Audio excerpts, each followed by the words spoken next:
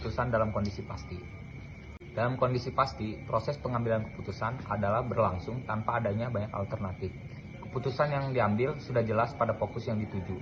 Pasti artinya semua informasi yang diperlakukan oleh pihak pengambil keputusan telah tersedia secara menyeluruh.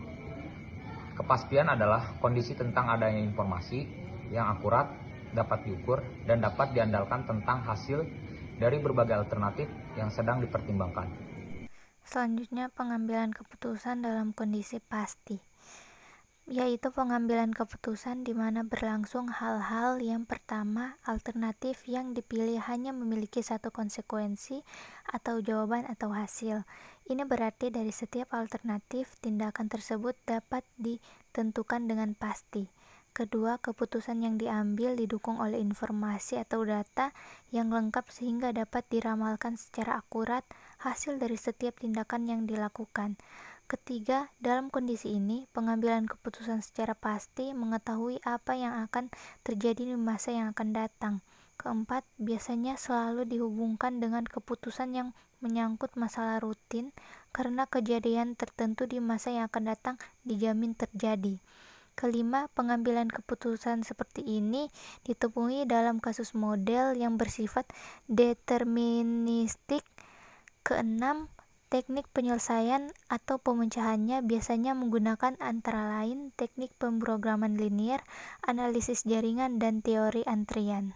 Selanjutnya, ada beberapa teknik penyelesaian pengambilan keputusan dalam kondisi pasti. Poin pertama, linear programming atau pemrograman linier. Linear programming adalah suatu teknis matematika yang dirancang untuk membantu manajer dalam merencanakan dan membuat keputusan dalam mengalokasi sumber daya yang terbatas untuk mencapai tujuan perusahaan. Tujuan perusahaan dapat umumnya adalah memaksimalisasi keuntungan, namun karena terbatas sumber daya, maka dapat juga perusahaan meminimalkan biaya. Poin kedua, analisis jaringan. Secara umum dapat dikatakan bahwa analisis jaringan digunakan untuk membantu menyelesaikan masalah-masalah yang muncul dari serangkaian pekerjaan. Poin ketiga, analisis antrian. Analisis antrian diciptakan oleh A.K. Erlang pada tahun 1909 yang masalahnya pada operator telepon yang menjadi kewalahan melayani para penelepon di waktu-waktu sibuk sehingga penelepon harus antri cukup lama menunggu giliran untuk dilayani. Teori antrian dirancang untuk memperkirakan beberapa banyak langganan menunggu dalam suatu garis antrian, kepanjangan garis tunggu, seberapa sibuk fasilitas pelayanan, dan apa yang terjadi bila waktu pelayanan atau pola kedatangan berubah. Selanjutnya yaitu ada bagaimana pemecahan masalah atau kasus pengambilan keputusan dalam kondisi pasti. Yang pertama yaitu ada pengumpulan data. Suatu pabrik pembangkit tenaga listrik direncanakan untuk membangun, di mana proyek tersebut terdiri dari beberapa aktivitas. Nah, ada aktivitas yang pertama yaitu adalah merancang pabrik, kemudian dilanjutkan untuk memilih lokasi, memilih pemasok, pegawai, dan lain-lain. Sehingga urutan aktivitas dan waktu penyelesaian aktivitas dapat dirangkum sebagai berikut. Terdapat tabel urutan aktivitas dan waktu penyelesaian aktivitas. Aktivitas yang dimaksud yaitu ada A. Merancang pabrik, B. Memilih lokasi, C. Memilih pemasok, D. Memilih pegawai, E. Mempersiapkan lokasi, F. Mempersiapkan generator, G. Mempersiapkan petunjuk operasi, H. Melatih operator, I. Memasang operator, dan C. Mendapatkan lisensi. Jaringan kerja. Setelah estimasi waktu penyelesaian setiap pekerjaan dalam penyelesaian pekerjaan serta urutan pekerjaan dalam proses produksi diketahui, maka dapat dibuat diagram network untuk menentukan jalur kritis dalam penyelesaian pekerjaan yang dapat dilihat pada gambar di bawah ini. Penentuan jalur kritis. Adapun penentuan jalur kritis dari kasus di atas ditentukan dari perhitungan penjumlahan waktu terlama setiap jalur. yakni A, B, E, I, J sama dengan 12 tambah 8 tambah 12 tambah 4 tambah 6 sama dengan 42A.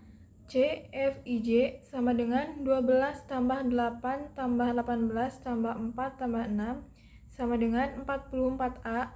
C, G, H, J sama dengan 12 tambah 4 tambah 5 tambah 8 tambah 6 sama dengan 35A.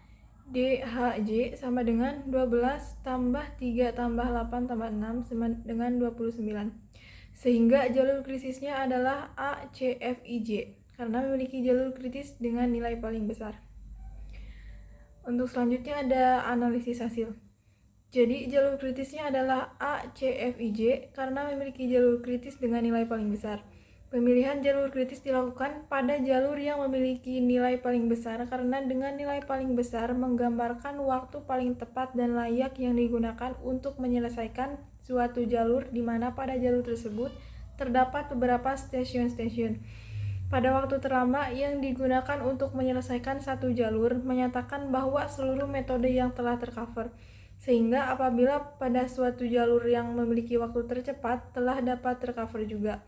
Apabila dipilih jalur kritis yang memiliki waktu tercepat, maka tidak semua metode yang ada dapat tercover oleh waktu yang tersedia.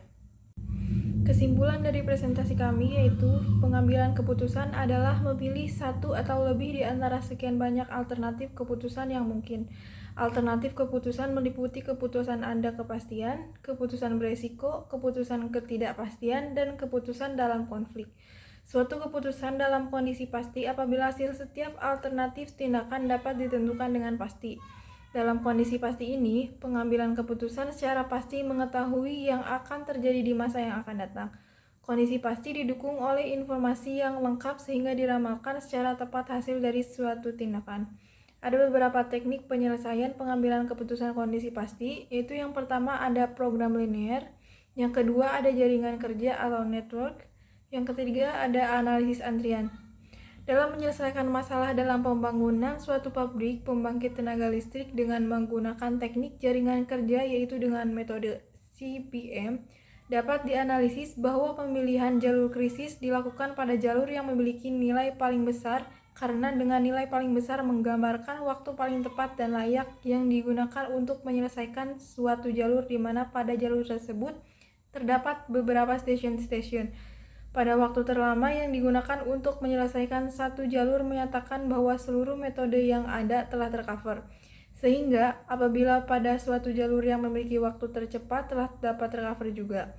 Apabila dipilih jalur krisis yang memiliki waktu tercepat, maka tidak semua metode yang ada dapat tercover oleh waktu yang tersedia.